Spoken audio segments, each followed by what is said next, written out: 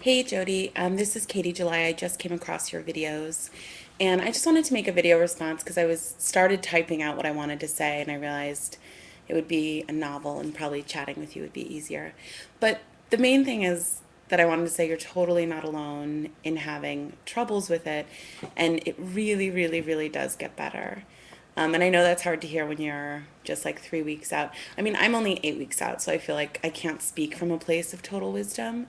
But I did make a video at the end of week 2, which is, pretty close to where you are, where I asked, like, how long am I going to be fatigued for? I just felt like I was always tired and not even really consistently tired. Like, I'd be energetic and then I'd go for a 15-minute walk and I'd come home and want to lay down.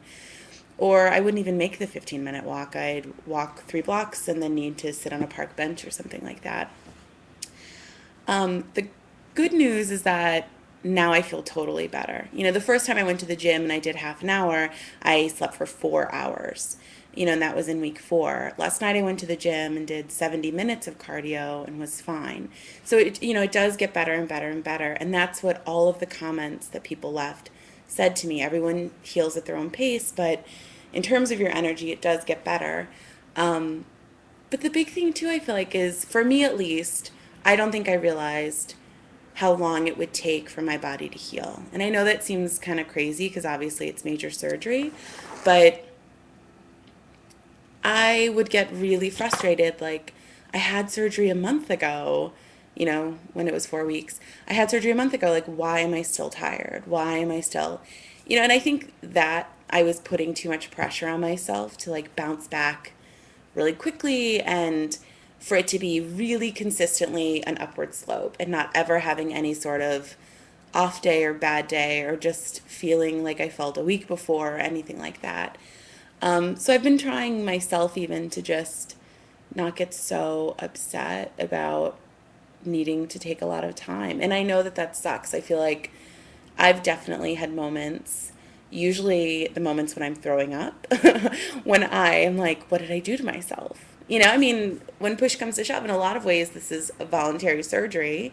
I mean, I know I had major health issues that, persuaded me to this, but in those moments of eating one scallop 5 weeks after surgery and then throwing up for 5 hours afterwards, I'm like, what did I do to myself? Why did I do this to my, you know what I mean? It just seems like there have to be those pinpricks of regret or those pinpricks of doubt that it's worth it.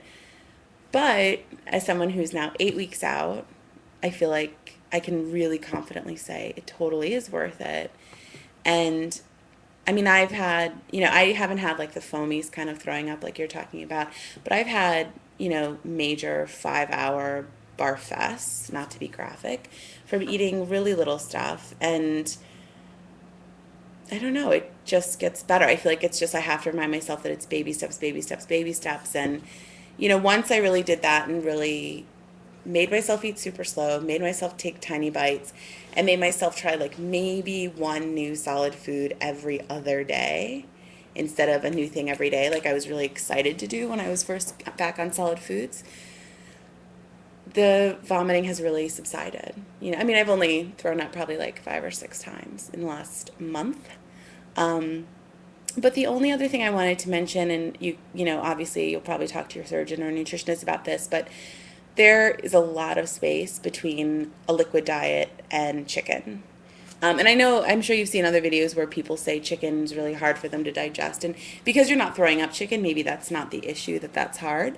But I mean, I was on a puree diet for a month, so I was eating a lot of black bean soup kind of mashed up and yogurt and applesauce. And I mean, those sorts of things aren't as amazing as chicken. I mean, they're not as tasty, they're not, whatever, but they're so much more satisfying than a liquid diet, which I also did and which is totally thumbs down.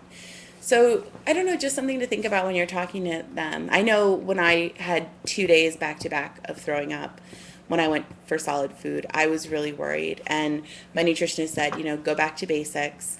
But she moved me back to yogurt and applesauce. And I did that just for 2 days and just felt so much more calm. I feel like if I'd pushed myself continuing to eat solid foods, I probably would have freaked myself out more and more because I probably would have kept throwing up.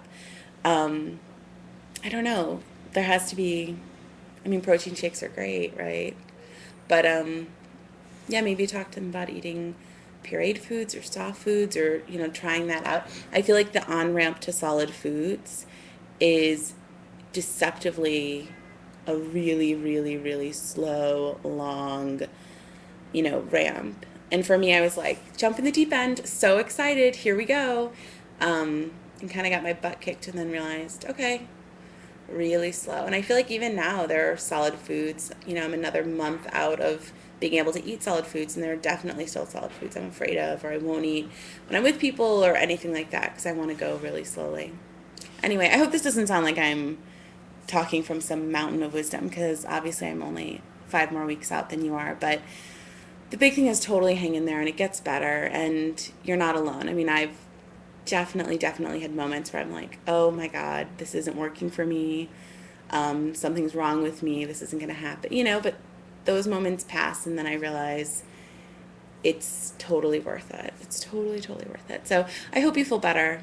And definitely, update us soon so we know how you're doing. Okay, bye.